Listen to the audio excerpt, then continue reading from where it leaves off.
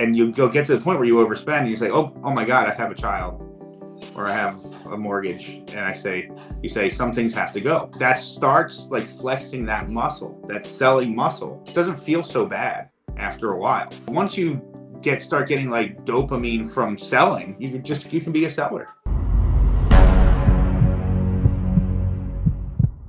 Hey guys, welcome back to another episode of Swagglecast, a video podcast series where I get to have elevated conversations with influential people in the comic book hobby. My guest today is Bill from Bucky's Books Comics. He's a notable comic book dealer, former LCS owner, and recently came into a bit of controversy after receiving 100 copies of a rare Spawn variant that was only supposed to have a print count of 50. We had a really great conversation about the ethics of comic book dealing, whether you should rip off grandma at the garage sale, the pros and cons to having an LCS versus a dealing business, and we even go into details about whether or not comic book dealing is actually viable for most people. I hope you guys enjoy our conversation. Of course, if you like this type of content, please feel free to share it, give the video a like, hit that subscribe button if you want to see more videos like this in the future. But with that, I give you Bill from Bucky's Books Comics. All right, well, I'm with Bill from Bucky's Books Comics. Bill, thanks for hopping on the channel, man. Good to see you again. How's it going?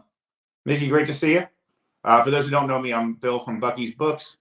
I guess I'm getting a little infamous at the moment. Not famous, infamous. Yeah. But I know, Mickey, you wanted to talk about some of the 306 stuff to start.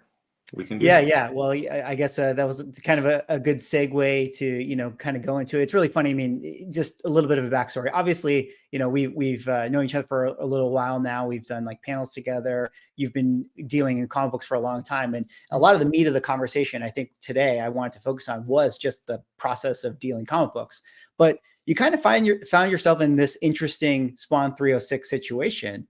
And we should talk a little bit about it. But could you, just in case people don't know what it is, like give us a little bit of a backstory of like what the Spawn 306 book was and what situation you found yourself in with it? Sure. It's out there, but I think this was just like any low print run or rare book. This was an uber rare for a couple of years. It was a Mortal Kombat variant that was in a video. What was it? Kind of like a video game. Yeah, like an esport tournament or something like that. Tournament, yeah. And it happened during COVID, and supposedly only 50 people showed up, and the rest were supposed to be destroyed. It was an unknown print run, supposed to be destroyed, and so that's the way it was for a couple of years. And I think there was only about 50 copies floating around, maybe more, but they weren't coming to market. That's for sure. Fast forward a little bit, a friend of mine, LCS.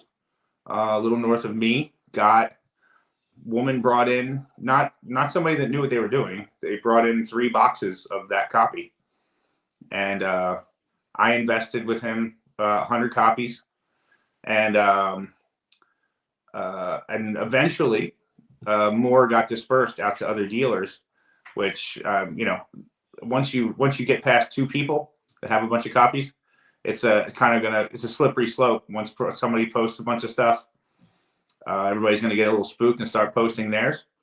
I don't know if this has happened before exactly in this manner.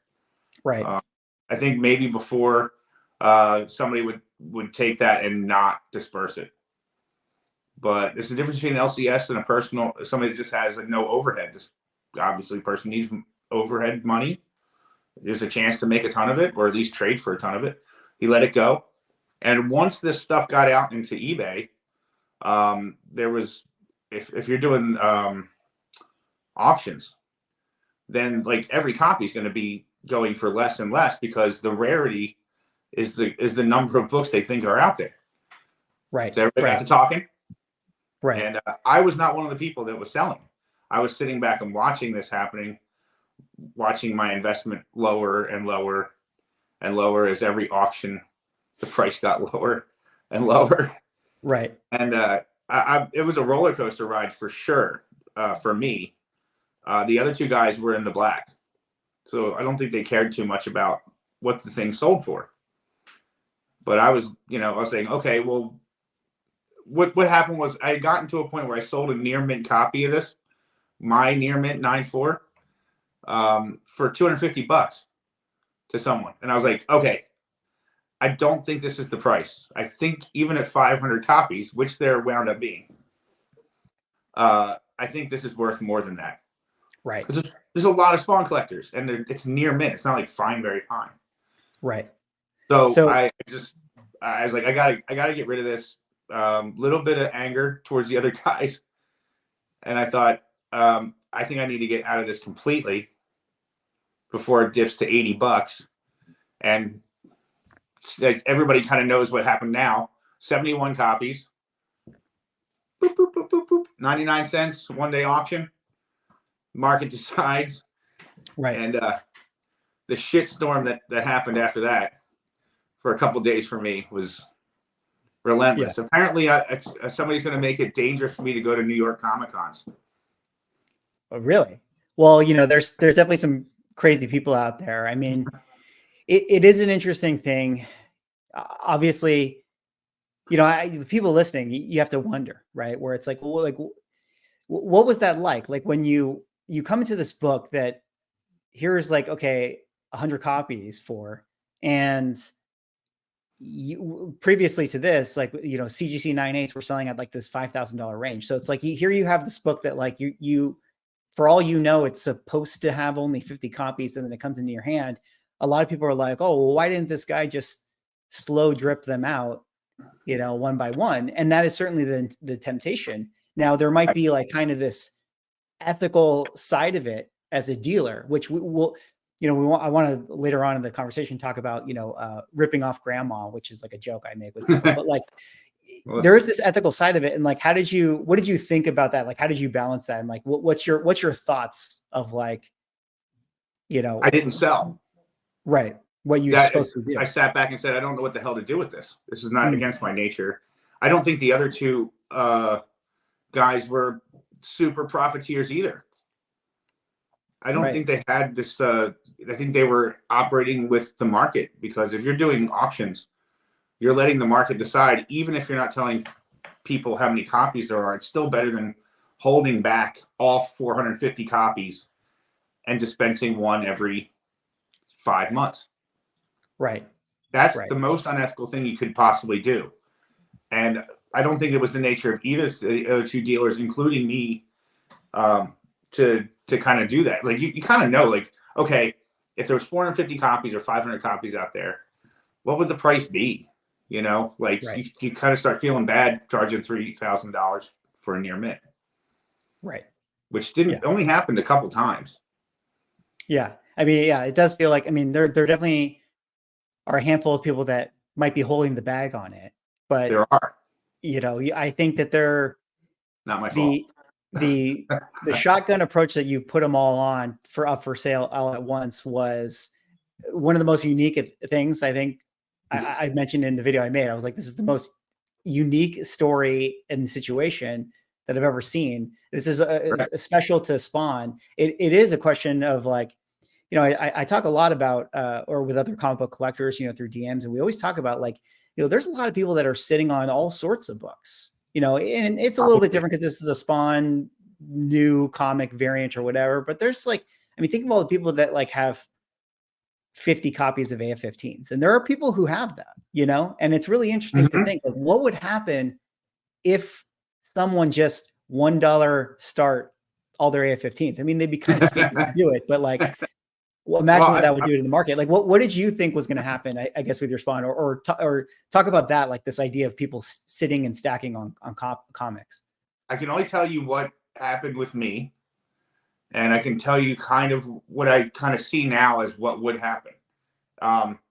There was actually kind of a lot of fever around it. I think there was a lot of press around it, believe it or not, where the books actually wrote, like the last person that had it up on an IG live, it was at $300, $350 for a 9.4.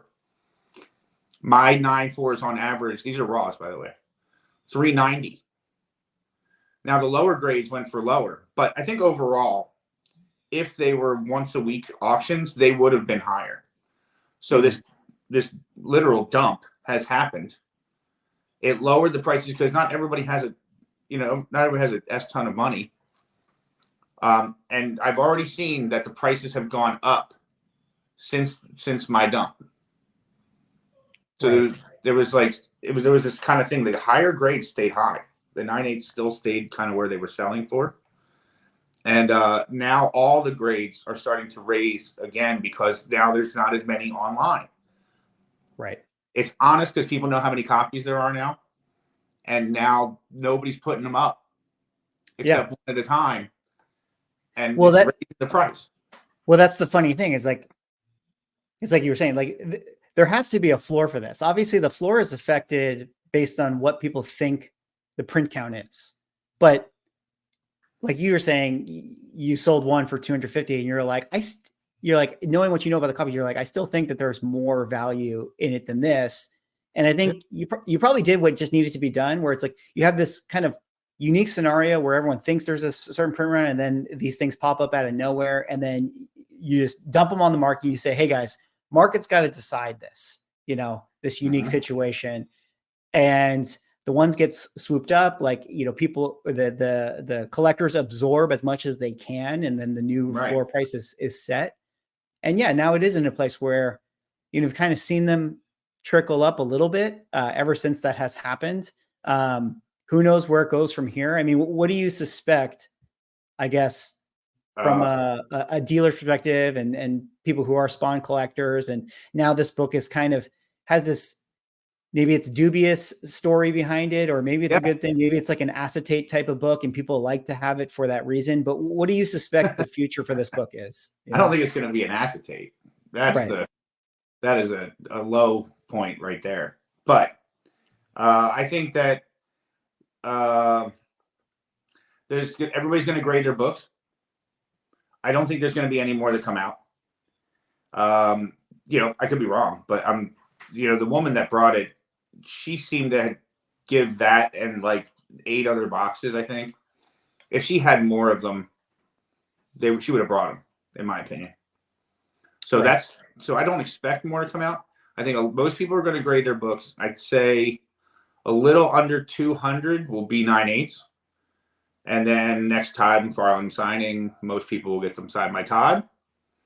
But then you're talking about 150 to 180 9/8 tops on a 500 print run book. And then, you know, for the next year, I think that there's still going to be the dealers kind of disseminating. So it'll keep the price low. After that, then once it starts dispersing into everybody's collections, that's going to be off the market. And you'll have maybe 250 copies like in the country, in the world, that are available. Right. Pretty damn low. Yeah. Yeah. Well, it's always a risk. And I think the takeaway is for sure, you know, especially with, I mean, I guess this is true with any comic. Like, for all we know, there could be, you know, probably not, but there could be a box of Suspense 3 or Punch Comics 12, or, you know, there could be a box of them in someone's attic somewhere. That's possible. I mean, based on, you know, the 80-year history, it's probably not very likely, because it's like, it probably would have surfaced by now. But no, I can tell you it's happened, Mickey. I can tell you it's happened at least 3 times since I've been collecting of Golden Age books and silver, to golden and silver. Like what do you have a specific story you remember, or one? That Brick Bradford Schomburg robot cover, guaranteed a box. You see them everywhere, and they're still valuable. There's a Golden Age cover where the woman's like, the guy's holding the pearls up in the foreground, and the girl's saying, what do I have to do to get these? That's a box. Spider-Man 34, ASM 34, I think. That's a box. These have all been found in the last probably 15 years. And there's more. Right. And that's the gamble with the collectible world, right? It's not, you don't know. You don't really know what the census is. And I think, I guess you always just have to, you know, you with the Spawn thing and where you go from here, or the next whatever crazy variant that is the craze, is people just have to know, like, hey, there's risk to buying, and print counts are a certain advertised, you know, amount, but you never know. There could be more. And certainly based on, you know, what we have found out with publishing side of things, like these companies, if it's the big 2 or Image and stuff, they don't just make 50, right? They make 1,000 or they make whatever, and then maybe some get destroyed. So it's something to always consider. The variant cover thing's interesting. We actually the shop We Can Be Heroes that I was part of for a while. We got approached by a guy to do a print run. Have a We Can Be Heroes cover. You know, that's part of a print run. So when you're getting like an edition of 300, it's part of like at least like a $3,000 to $7,000 print run, even though it's a variant cover of that run. So you can have small print runs that's like a J. Scott Campbell variant, right? So you get the idea, right? It's a part of a large run, but it's just a different cover in that run. Right. And I can make 3,000 Campbell, variants. Yeah, correct. Yeah. So, well, I wanted to transition. Yeah. Well, let's transition a little bit. I mean, you kind of gave a little bit of preview of working, owning an LCS and being a partner in an LCS, and I want to talk about that. But I want to, maybe go a little bit in your history, and just sort of talk about this idea of comic book dealing and sort of the interesting things you have to deal with. So, tell people like how long you've been into comic book dealing, and like how did you actually get your start? Because I've sort of seen you kind of, well, in these last few years as I've known you, like even build up your brand more and be out there and be at shows. And how did you kind of enter this, and how did you start it? It was a thing where I was collecting a lot, and my wife was like, she never bothers me about any of this stuff, but there's one comment, that's all I need. And she was like, I see a lot coming in, and you say they're worth a lot of money, but I don't see a lot going out. And I was just like, all right, hold my beer. I can do this. So the guy that mentored me was Brad from FVF, of all people. Yeah. The hardest man in the world to get mentored by. So I said, look, I'm going to start selling. Can you get me a spot at Long Beach? So I started Long Beach 2017. And I've always got really good spots from him and Cal. So it's when you do it on your own, that's when you're like stuck in the back. Right. Yeah, you get put off the main strip. Yeah. So it was, dude, I did well like the first day out, and it was fun. And I was like, okay, but it was the gear up for a con. You have to start with like at least 20 boxes. So pricing, grading, 20 boxes, having a wall, one of the hardest things you could ever do to start. Right. Yeah, it's not like online. Now, a lot of people I know I have people who watch the channel, or I've met a lot of people over the time. I think some people have like kind of aspirations to maybe do comic book dealing, or maybe some people have like the, a fantasy of, oh, that'd be cool to have my own LCS one day and all this sort of stuff. Before we get into that, let me ask this, like, what is the market? What is the market for being a comic book dealer? Can you make good money doing it? Is it for everybody to do it? Is it something that, anyone can just jump into? Like, what's your thoughts? Let's say I came up to you and I said, Bill, I really want to become a comic book dealer. Would you say, okay, go for it? Or would you say, my sweet summer child, do not jump into this? What do you think? Do I have to answer it directly? Can I say it's based on their personality if I would recommend it? Sure.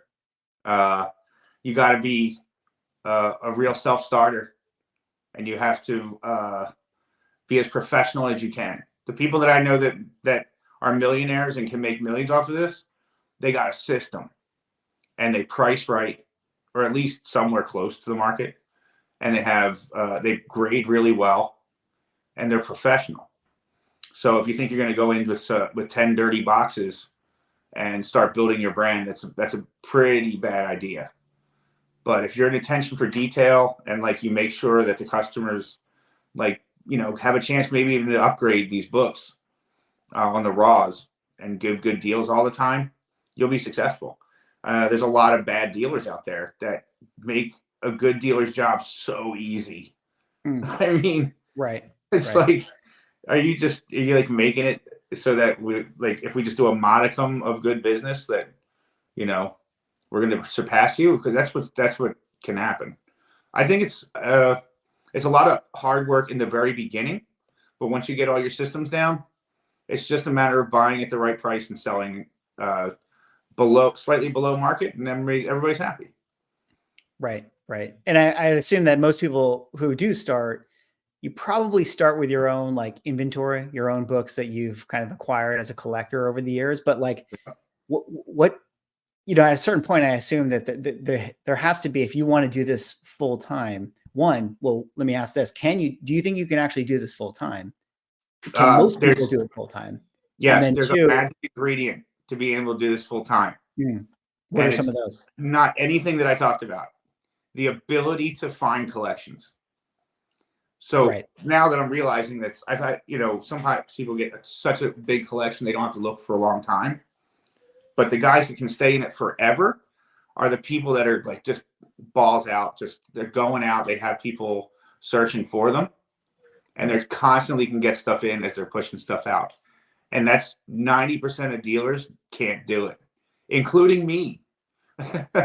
All my stuff came from friends who were going through bad things like a divorce or, they were all fellow animators. They're like, here's 30 long boxes of good stuff. That's a hot tip for all aspiring comic book dealers out there. It's like, maybe you should hang out at courthouses, divorce courthouses and, swoop up those collections. Like, he looks like a comic collector. I know the type. Yeah. But yeah, the ability to do that, man. I mean, that's the longevity. When they talk about the comic stores that close all the time, like 50%, 80% of comic stores, is that the people come in with $200,000 in inventory of their own collection, and they don't know how to replace it fast enough. Right. So that's why you close. You can't replace that. Do you think replacing collections and inventory is something that is possible if you know what to do and know how to work? Or do you think that it's a little bit of how do you say, like, is there enough out there to support every dealer who wants to be a dealer? Or do you have to just be that person who is so aggressive? You got to show up at the estate sale at 4 a.m. You have to, live it, sleep it, breathe it, eat it nonstop. Or is there just like best practices that you can sort of put into it? I think there's not as many comic books as needed to satisfy every dealer, for sure. Right. And the people that aren't aggressive will find out will be the ones that go out, for sure. I mean, we all know the guys that go to cons, at least in the Southern California area. I know they're all aggressive. We even I brought a partner into We Can Be Heroes one time because he was the fastest person that got to every collection that was online. Right. And he's so good at it. And when he was gone, we didn't get shit. Right.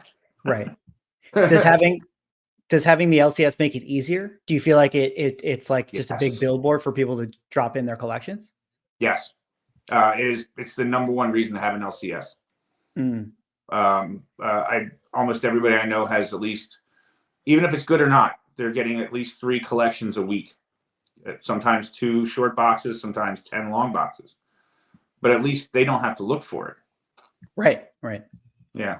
So if you're on your own, like me, like if I'm just down in my garage, if you want a collection, you better get on all those sites. Be the first one.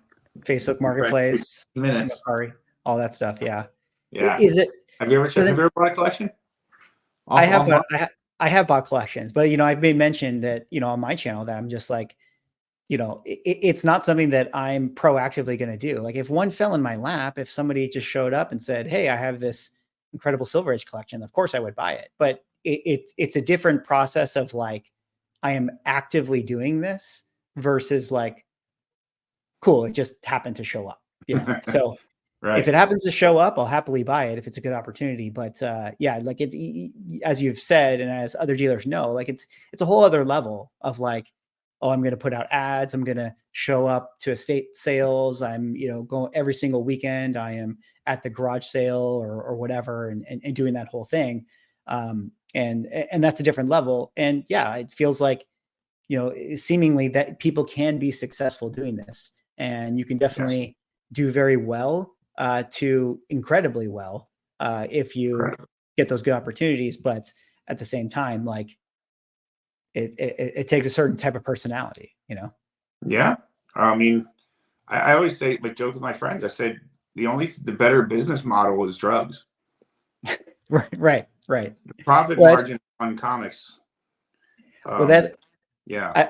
I don't know if you saw my whiteboard video, but that's sort of the joke I made is like, getting in the comic book business, like after you create and build your empire and you realize like all the things you've learned and you've become such a savvy business person, you sort of have to stop and think to yourself, like, I probably could have applied all these things to things not comic books, Yeah.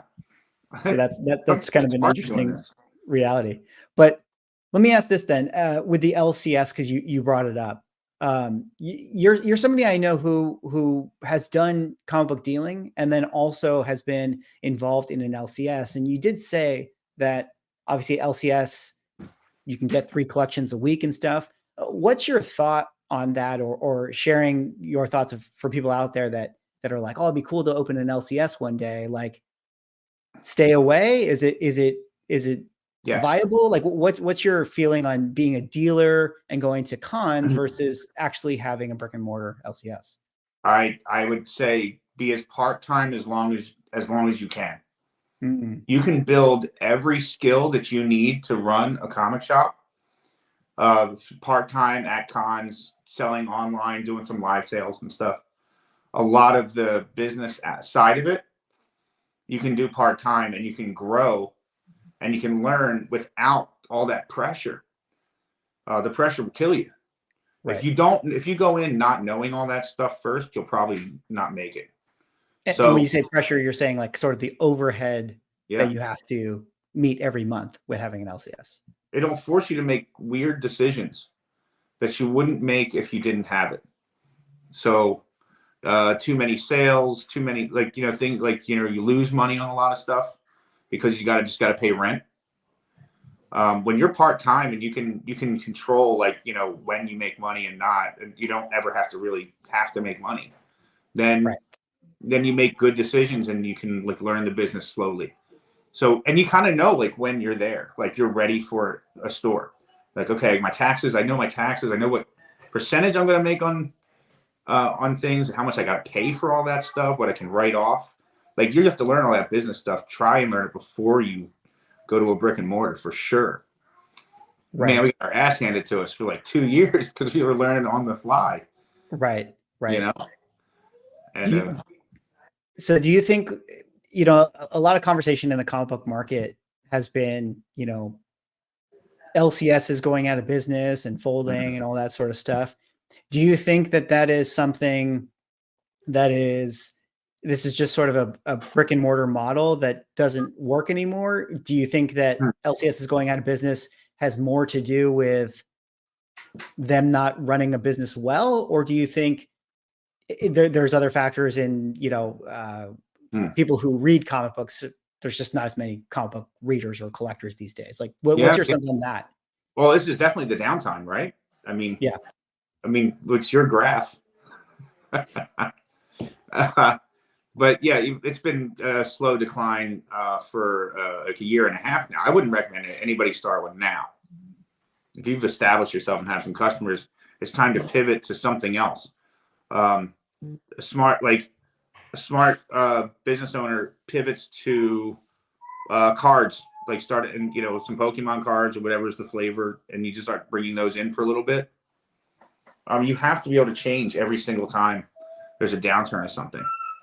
We did it. We started the Pokemon stuff as soon as we saw it starting to take off, and then you have this thing to prop the one side up while it's not doing well for now. You know what I mean? If that doesn't work, go online. There's a lot of people that go online and buy.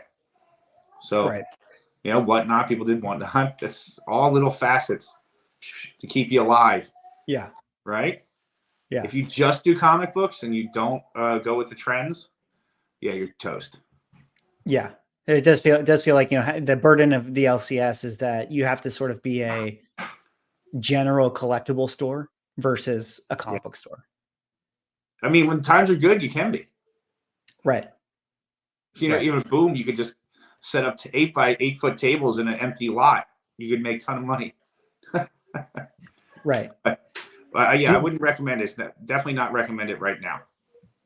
What do you think about the future then for comic book stores? Do you think, are they Is it just better economic times and things will be okay, or do you, because this has been a trend even outside of say post COVID, whatever, like over the last decade, Right. it's been harder and harder for comic book stores to be successful. Like, what's your outlook on them in general?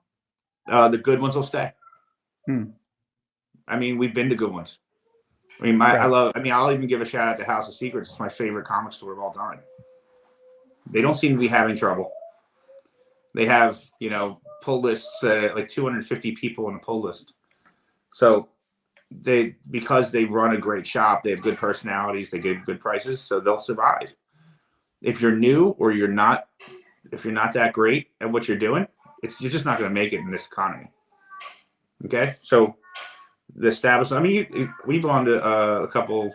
You have a favorite, right? Yeah, I mean, House of Secrets is great, here in the Southern California area. Yeah. And a lot of the shops around here, Earth 2 and Sparrows and We Can Be Heroes and all these shops, like they're all great in different ways, Okay.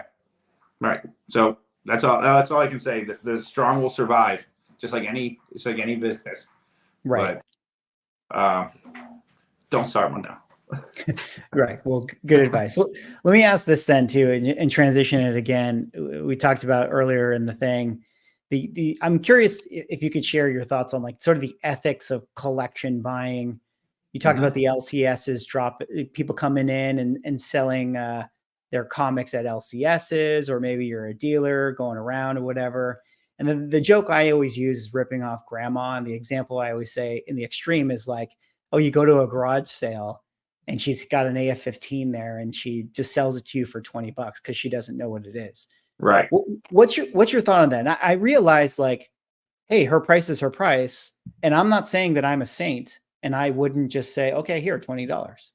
But what do you think about that? Or what have you talked about with other dealers who find themselves in those situations? Or what have you felt I in think buying stuff and collections? almost every dealer, well, I'd say most dealers have ethics that I talk to, Right. including myself. You have to. It depends on the day. If a grandma comes up with and says AF-15 for 20, if somebody's doing well, they're gonna say, "Wait, we're gonna treat you right."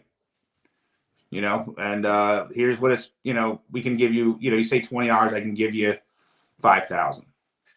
But Right. the thing's probably still going to be worth 25. Like that's kind of what would still happen. Yeah. But on a bad day, if it's a dealer's just about to lose their business, they might take the $20. It just depends on where they're at. But I'd say most. I don't think I could ever do it. I couldn't do the $20 thing. And I like what I do hear from dealers is that like that most of the time they're going to give the right price. They're going to give a fair deal, but they can't do it every single time.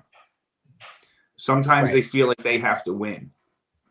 Right. And I guess they're going to size up who brings stuff in. If a guy says, I just want to get rid of this stuff. It was in my garage and it was my brother's. And he's, been gone for 20 years. I just want to get rid of it for $200. Well, you'll buy like 10 boxes for $200 without even opening a lid. Could be $100,000 worth of books in there. Right. Right. Yeah. That's probably the most ethical way to do it. Oh, you want to give me 10 boxes for $200? Yeah. Okay. And now I'm going to go look. We'll roll the dice. Either of us could come away ahead, at this point. You probably will. I guess. Yeah. So I guess it is then.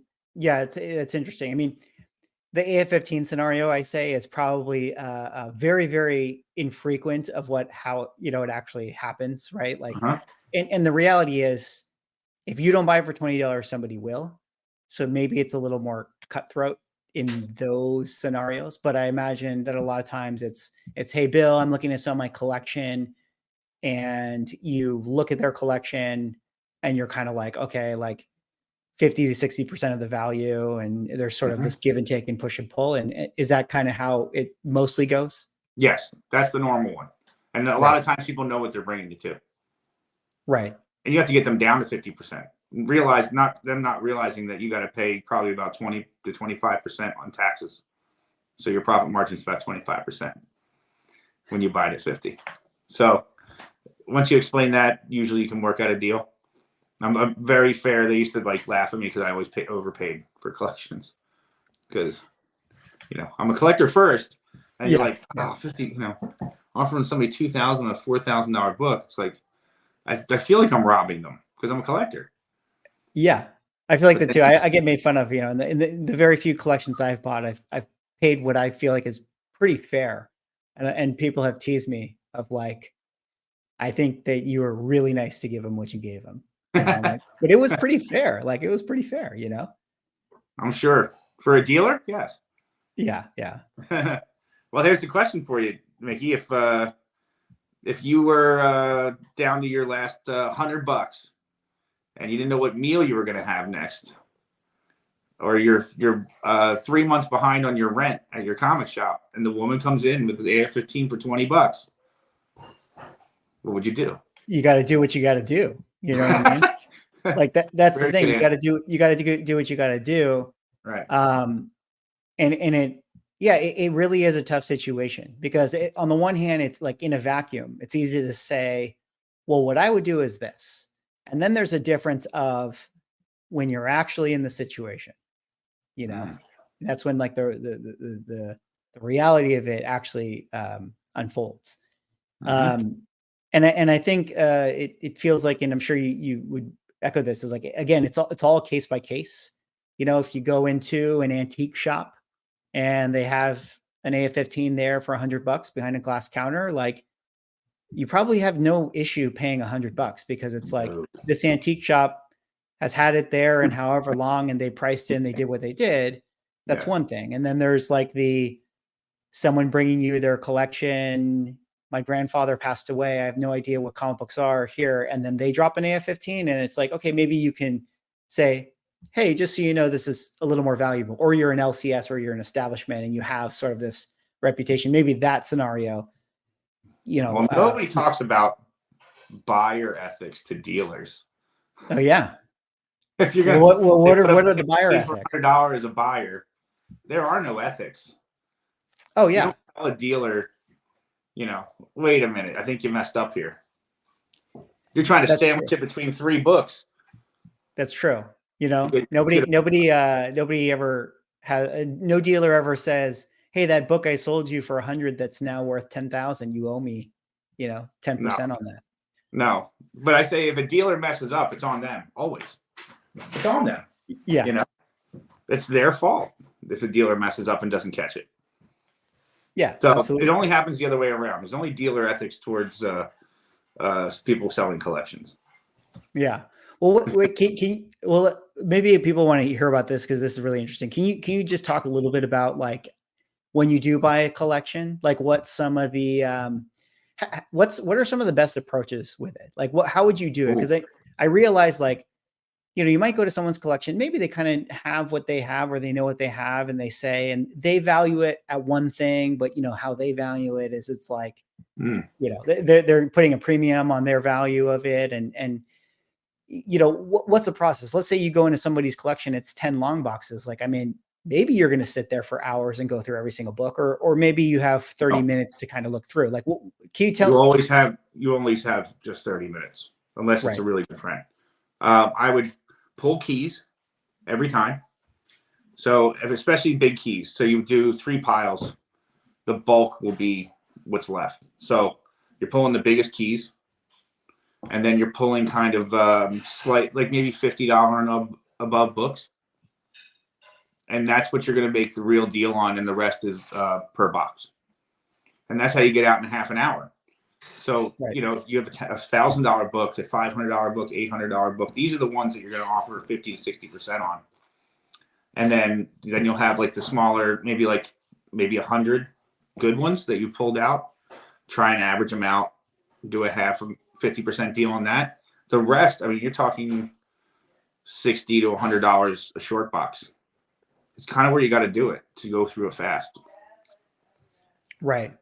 And so do you recommend, is that sort of just being transparent with the seller and just sort of saying like, hey, I pulled out some of your keys, they're worth this. I can pay 50 to 60%. That's kind of what I have to do. And you kind of do that. And then that's sort of your offer. Is that what you feel like is the best practices for it? It's also the most ethical. and it's fast. Right. Because whatever you got in those other short and long boxes that aren't popular, you're going to have them for years. Yeah. Up to years. And that's money. And Yeah. it's you might get the money back that you spent for those boxes. Maybe you're in the profit a little bit, but the rest of the profit will take a while. So you can't spend a lot, but you can spend a lot. You can spend 50 to 60% on the stuff that will sell quickly. So that's the real short story of how you should be buying collections. Right. So But then let's say that will flip past the ASM one as they're pulling keys. Oh, really? That's some like insider dealer tricks right there, right? Yes. But would you say, but that's on the seller to have some idea of what they have? Here's hoping. Yeah. Do you want to sleep at night or not? I mean, you be able to sleep at night as a dealer? I like to. Well, they sleep on that bed of money. Yeah. They sleep just fine, on that pillow of $100 bills. Right. I'm a terrible person. Yeah. Yeah, I know.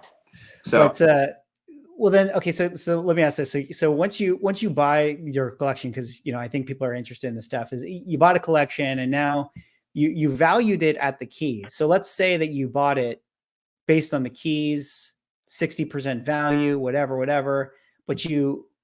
And so now you're sitting on the stuff. Is your thought process, okay, I'm going to unload these keys as fast as possible. I want to get my money back as fast as possible. Or are you going to now work hard to sell all that dollar book and maybe you get to keep that ASM one?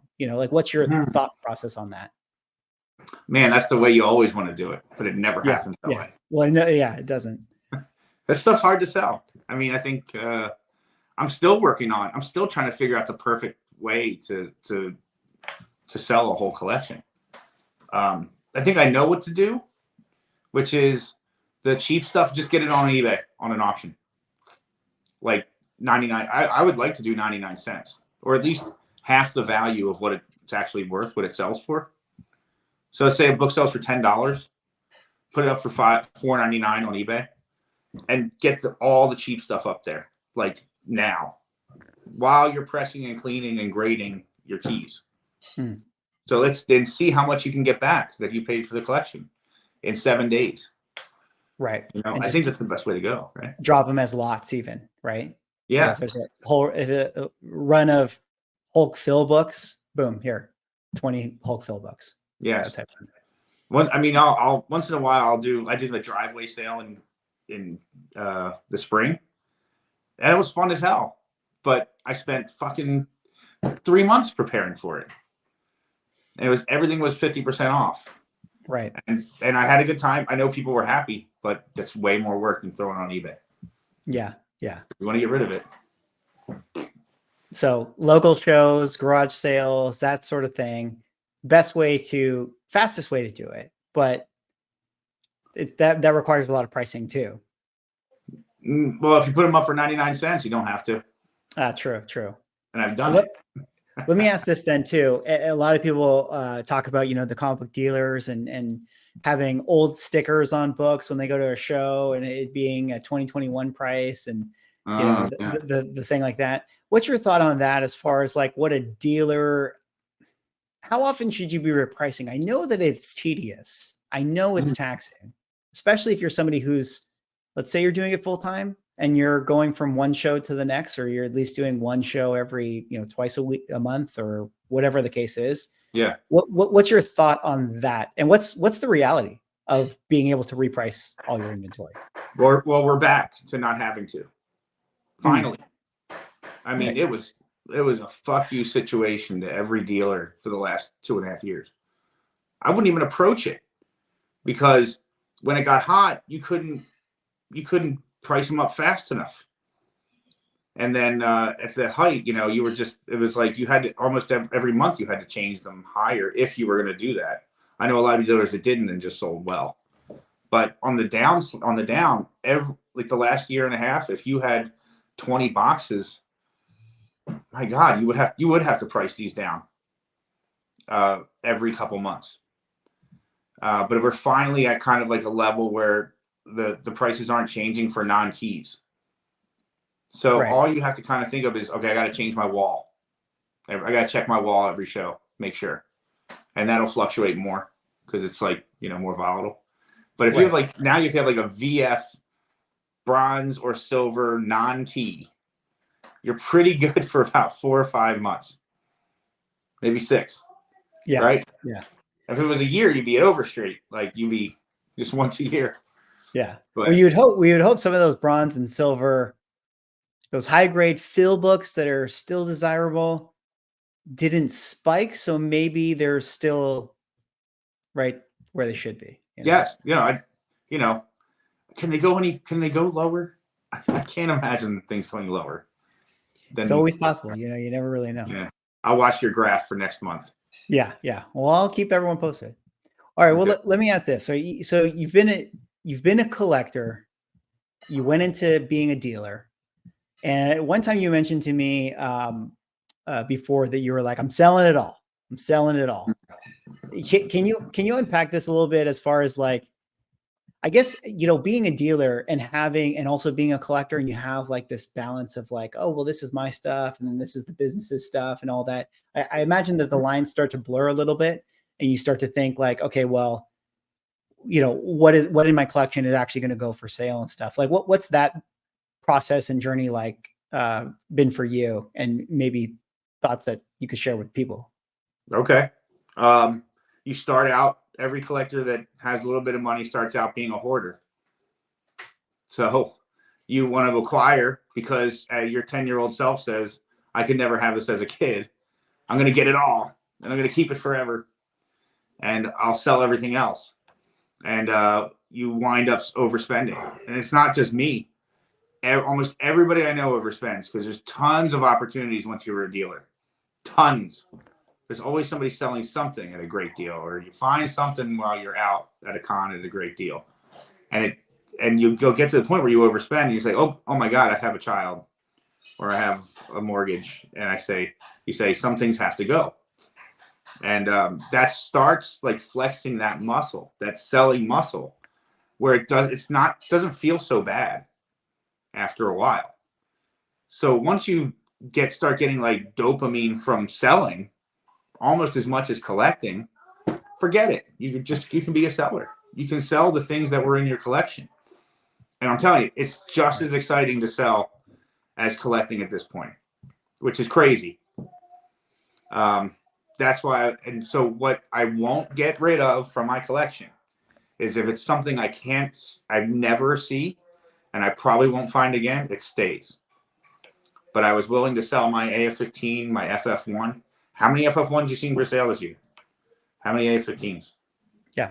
They're out there, Right. It's just, do you have enough money to buy it? That's really all it is. But then there's ones like, I have that Sinister House of Secret Love, that horror black cover. Number 1, it's a 9.6. There's only 7. And there's no 9.8s. That's not that valuable of a book, like $1,500, and I'll never get rid of it. So that's what's staying. Right. It's the final evolution of a collector, really. Yeah. Well, I guess, and then I guess that's that thing too of like, as a collector, as a dealer, what is the end game? I think this is something that we all sort of have to ask ourselves. Like what's the idea? Like, are we is everyone gonna get buried with their stuff? What was your thought process? You mentioned a little bit of like your transition into it, but even for you as a dealer, you start to amass like, you have a lot of good stuff. You have a lot of good inventory.